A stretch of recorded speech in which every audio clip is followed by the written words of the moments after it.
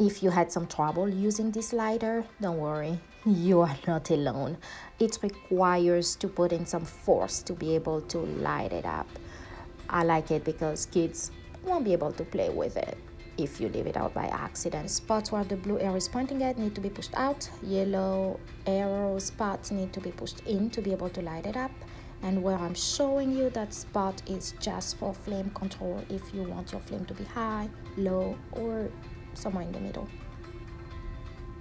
You have to start from the top. You push that top part out and the other part you push it in. If you don't follow that order, it's not gonna work. Here I was just trying to show you the flame control spot a little bit closer,